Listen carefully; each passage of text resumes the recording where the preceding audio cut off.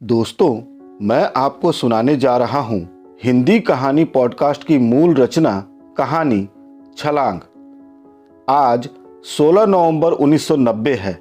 Kedia and associates के office में काफ़ी हलचल है। कंपनी के दोनों पार्टनर अजीत केडिया और विपुल केडिया एक साथ बैठे अपने हिसाब किताब को दुरुस्त कर रहे हैं।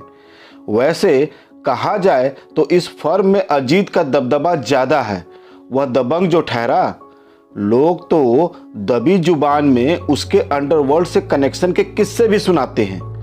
और सच तो यही है कि विपुल को पार्टनर अजीत ने ही चुना है, जो कि एक हाईली क्वालिफाइड, अजीत से 10 साल छोटा, स्मार्ट एंड हैंडसम है। यार अजीत, काम कर कर के पक गया मैं। अब थोड़ी देर का ब्रेक लेता हूँ।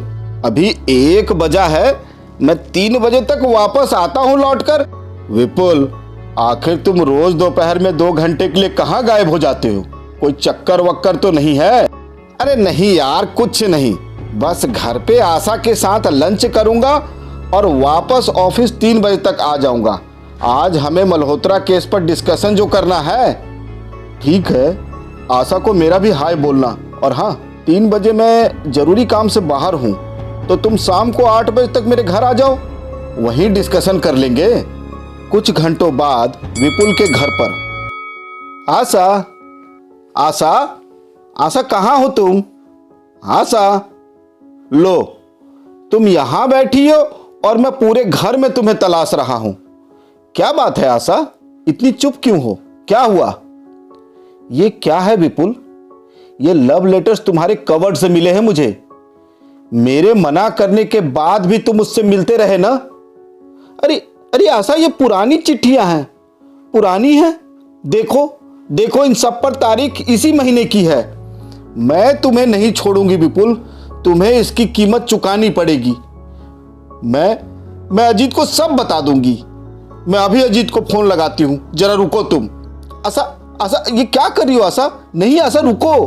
क्यों? सच कहना, तुम्हें अजीत से डर लगता है ना? बोलो बोलो ना, अब तुम्हारी बोलती क्यों बंद हो गई? आशा, आशा, मैं क्या करूं? मैं उससे पीछा छुड़ाना चाहता हूं, लेकिन छुड़ा नहीं पा रहा हूं।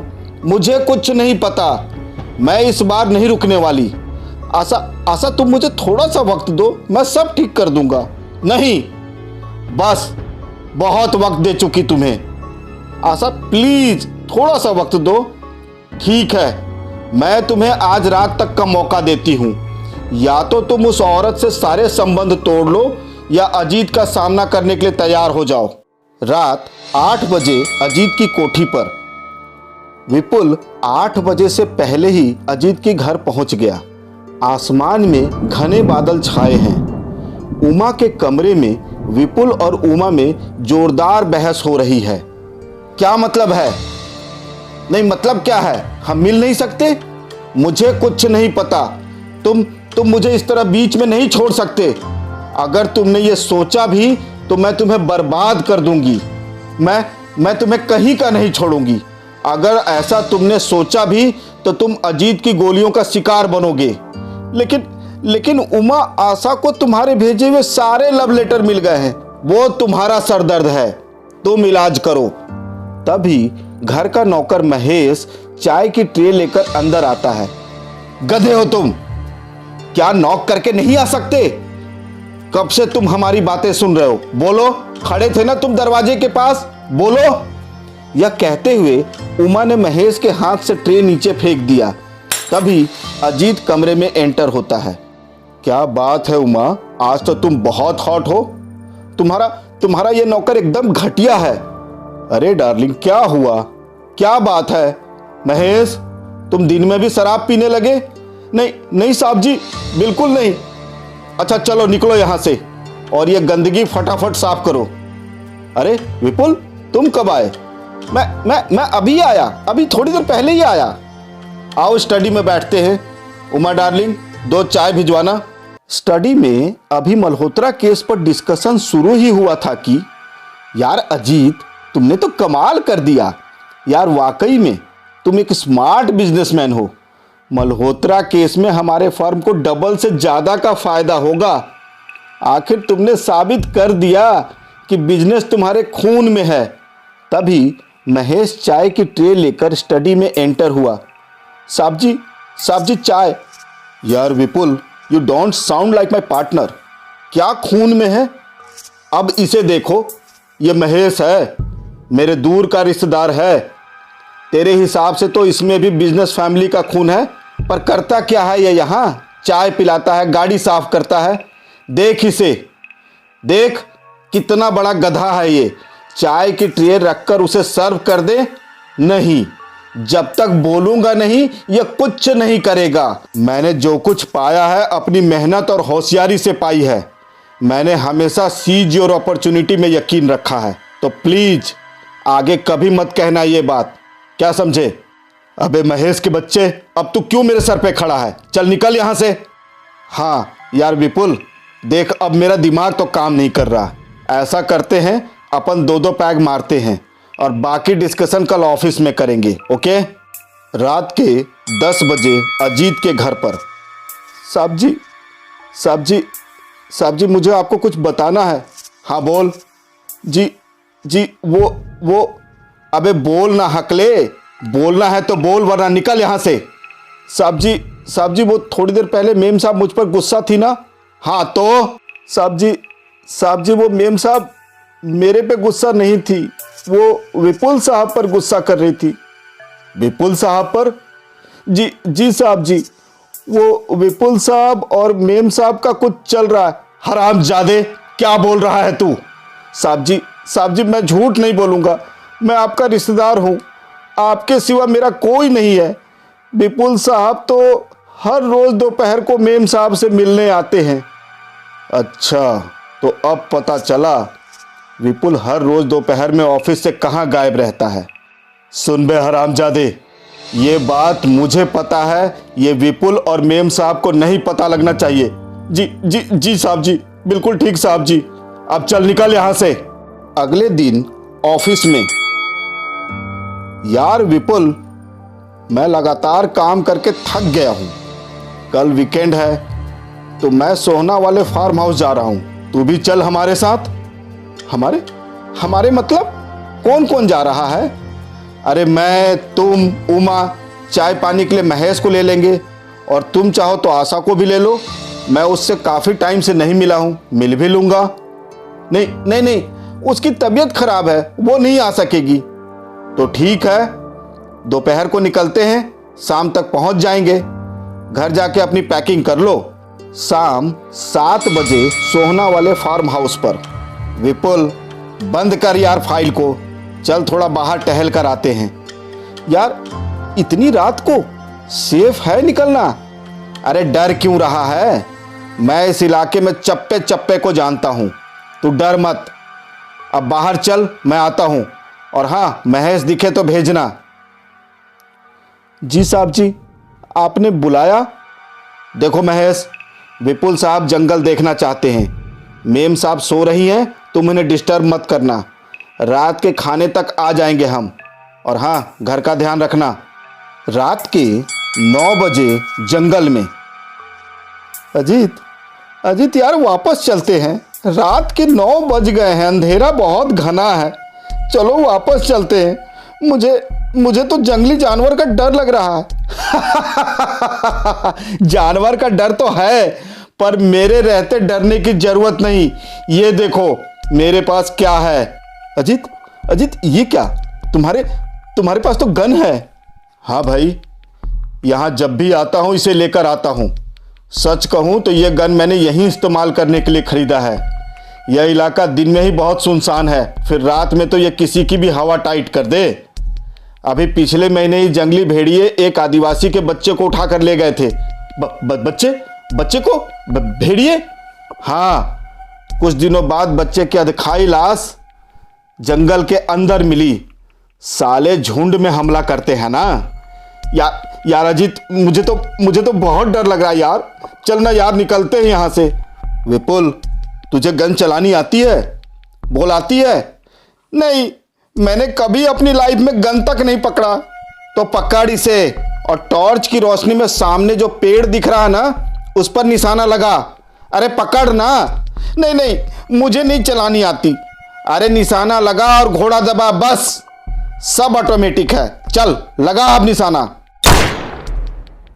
सब बस, पहली बार को देखकर तो काफी अच्छा निशाना है। ला मुझे दे इसे अब। चल वापस चलते हैं, महेश और उमा खाने पर वेट कर रहे होंगे। चल तू आगे आगे चल, मैं पीछे रहूंगा। साले भेड़िए पीछे से ही हमला करते हैं। सालों ने कोशिश भी की तो चिथड़े उड़ा दूंगा। तभी न जाने क्या हुआ, विपुल के हाथ का टॉर्च बंद हो गया। अरे अरे इसे क्या हुआ, इसे क्या हुआ? अजीत, अजीत कहाँ हो तुम? अजीत, विपुल, विपुल बचाओ, विपुल। अगले दिन सुबह। मिस्टर विपुल, आपको यकीन है कि यह वही जगह है जंगल में जहां से अजीत गायब हुआ है? आई मीन लापता हुआ है? जी जी जी इंस्पेक्टर साहब, अचानक मेरी टॉर्च बंद हुई और तभी भेड़ियों ने हमला कर दिया। अजीत ने तो गोली भी चलाई थी। गोली? तो क्या आप यहां गन लेकर आए थे? मैं नहीं इंस्पेक्टर साहब, वो तो अजीत लाया था, उसी की गन थी वो यहां उसे भेड़ियों से बचाव के लिए लाया करता था। भेड़िया? और यहां? मिस्टर विपुल, आपकी कहानी में दम नहीं है। शायद आपको यह मालूम नहीं है कि यह इलाका एनिमल फ्री जोन है। सर यहां आइए, ये देखिए। क्या है दयाल, क्या मिला? सर ये कारतूस के 2 खोल हैं और खून के निशान भी हैं यहाँ पर। दयाल, ये दोनों कारतूस के खोल और खून के निशान फॉरेंसिक जांच के लिए भेज दो।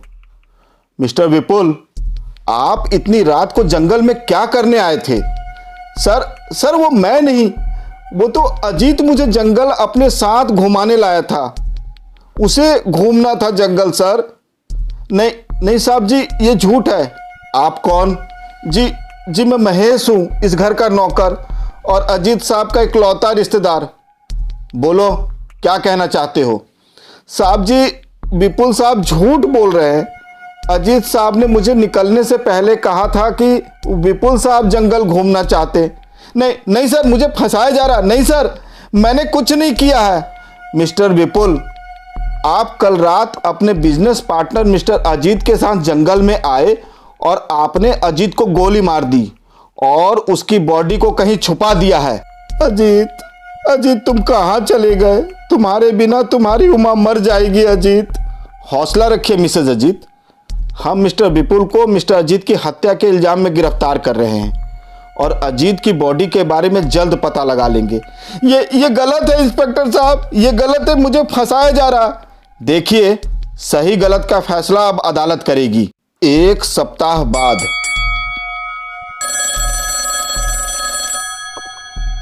हेलो अजीत साहब की कोठी। देखिए आप कौन है? अजीत साहब अभी यहां नहीं है। कौन है आप? अब एक गधे, पहचाना नहीं? अजीत हूं, अजीत। साहब जी आप जिंदा हो? साहब जी कहां से बोल रहे हैं आप? साहब जी मेम साहब खुश हो जाएंगी। ओए हरामजादे, उस पढ़ी लिखी गटर की पैदाइश को इस बारे में पता भी नहीं चलना चाहिए, समझा? सुन, मेरी अलमारी में कपड़ों के नीचे कुछ पैसे रखे हैं, वो लेकर चुपचाप मेरे पास चला। मैं तुझे एड्रेस समझाता हूं, पर ध्यान रहे किसी को भी पता नहीं चलना चाहिए। साहब जी तो क्या आप कभी सबके सामने नहीं आओगे? अबे गधे सुन, पुलिस को लगता है कि जंगल में विपुल ने मेरा कत्ल कर दिया है। पुलिस को विपुल के हाथ पर गन पाउडर मिला है। अब विपुल को फांसी से कोई नहीं बचा सकता। मैंने जानबूझकर अपनी उंगली काटी और खून के निशान छोड़े हैं वहां पर। एक बार विपुल फांसी चढ़ जाए फिर मैं सबके सामने आऊंगा। मैं कह दूंगा कि विपुल ने जब मुझे गोली मारी तो मेरी याददाश्त चली गई थी, मैं कोमा में था। किसने मेरा इलाज करवाया, मैं कहाँ रहा, मुझे कुछ याद नहीं। जब विपुल के फांसी की खबर अखबार में पढ़ी तो उसे बचाने मैं यहाँ आया, पर अफसोस कि बहुत देर हो गई। उसके बाद उस गटर वाली तेरी मेम साहब का हिसाब करूंगा। ओए सुन बे घोचू, तू रात 11 बजे पैसे और कुछ खाना लेकर तिलक नगर में 16 नंबर गली के चौथे मकान में आ जा। और सुन, सामने ताला लगा है, पीछे के दरवाजे से आना, 3 बार नॉक करना, तब दरवाजा खुलेगा। अब रख फोन। 2 घंटे बाद। मेम साहब मुझे आपको कुछ बताना है। क्या है? क्या बताना है? मेम साहब आप ये बात किसी को भी नहीं बताओगे, पुलिस को भी नहीं, नहीं तो साहब मार मार कर मेरी चमड़ी उधेड़ लेंगे। साहब मार मार कर तेरी चमड़ी उधेड़ लेंगे? तो क्या साहब जिंदा हैं? बोल महेश, साहब जिंदा हैं? कहाँ है साहब? बोल महेश, वरना मैं पुलिस को बुलाती हूँ, वही मार मार कर पता लगा लेंगे। नहीं मेम साहब पुलिस मत बुलाना, मैं आपको सब बताता हूँ, सारी बातें बताता हूँ। महेश से सारी बातें जानने के बाद, महेश तुम मुझे अभी वहां लेकर चलो। नहीं मेम साहब ने रात को 11 बजे बुलाया है, तभी चलेंगे। मैं अभी बाजार जा रहा हूं, साहब के लिए उनकी फरमाइश का खाना बनाना है। आप भी तब तक आराम कर लीजिए। शाम 5 बजे पुलिस स्टेशन में। साहब जी मुझे कुछ बताना है आपको। तुम तो अजीत के नौकर महेश हो ना? जी साहब जी। हाँ कहो, क्या कहना है? साहब जी, ये विपुल साहब और मेरी मेम साहब का कुछ चक्कर था। मुझे तो लगता है दोनों ने मिलकर हमारे साहब जी को रास्ते से हटा दिया। पता नहीं मेम साहब को क्या हो गया है। रात को 11 बजे मुझे खाना लेकर तिलक नगर के 16 नंबर वाली गली में पहुंचने को कहा है। साहब जी मुझे तो बहुत डर लग रहा है। ठीक है महेश, अब तुम जाओ, पर तुम ठीक वक्त पर उमा के बताए पते पर पहुंच जाना। हम देखते हैं हम क्या कर सकते हैं। दयाल, तुम अपनी आंख मिसेस अजीत पर टिका दो, उनका पीछा करो। सर, इसका मतलब यह है कि विपुल के घर तलाशी में जो उमा के नाम से लव लेटर मिले हैं वो सही है? वो सारे लेटर उमा ने ही विपुल को लिखे हैं। ध्यान रहे दयाल, उमा हमें चकमा ना देने पाए। क्राइम का एक पार्टनर विपुल तो अंदर है ही, अब दूसरे पार्टनर उमा की बारी है। दयाल, खास ध्यान रखना। रात के 11 बजे उमा और महेश तय वक्त पर तिलक नगर के गली नंबर 16 के चौथे मकान के आगे खड़े हैं। मेम साहब आप पीछे के दरवाजे से अंदर जाइए। साहब आपको देखकर कितने खुश होंगे मेम साहब। ठीक है महेश, तुम यहीं रुको, मैं अंदर पहुंचकर सामने का दरवाजा खोलती हूं। उमा पीछे के दरवाजे से अंदर घुसती है। कमरे में घुप अंधेरा है। अजीत कहाँ हो तुम? अजीत, अरे लाइट क्यों बंद कर रखी है? सुनो, अब छुपने का क्या फायदा, महेश ने मुझे सब बता दिया है। अजीत। तभी उमा कमरे में रखे किसी चीज से टकराती है। वह गिरते गिरते बची और बहुत मुश्किल से वह कमरे की लाइट ऑन कर पाती है। सामने फर्श पर अजीत खून से लथपथ मरा पड़ा है। मिसेस अजीत, हम आपको अपने पति की हत्या के जुर्म में गिरफ्तार करते हैं। सर, बॉडी देखकर लगता है कत्ल 1-2 घंटे पहले ही हुआ है। दयाल, उमा और विपुल दोनों ने मिलकर मिस्टर अजीत को जंगल से किडनैप किया, यहाँ रखा और आज उन्हें मार दिया। ये खून इसने जरूर 2 घंटे पहले किया होगा।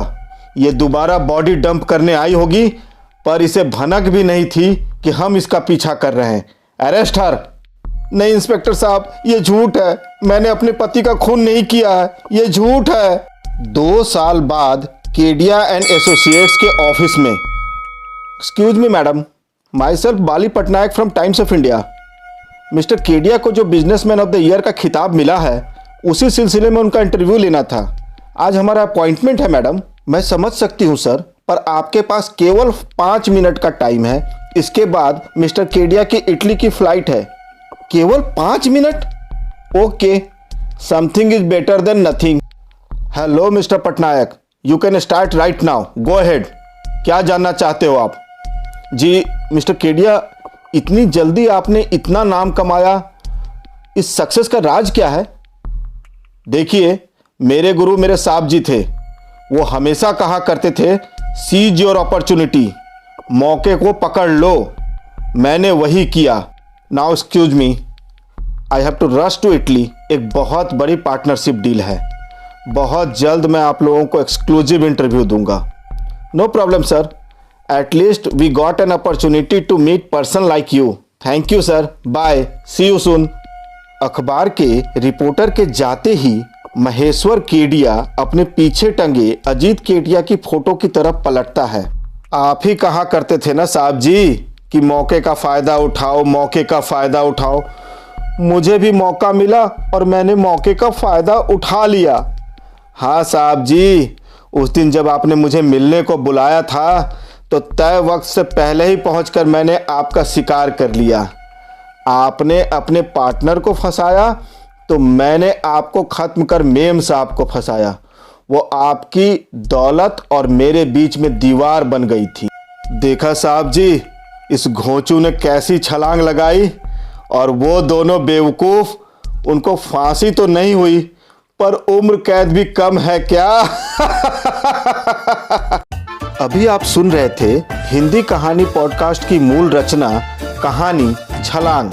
अगर आपको हमारी कहानी पसंद आई हो तो हमारे YouTube चैनल को सब्सक्राइब करें, वीडियो को लाइक करें और बेल आइकन को दबाना न भूलें। धन्यवाद।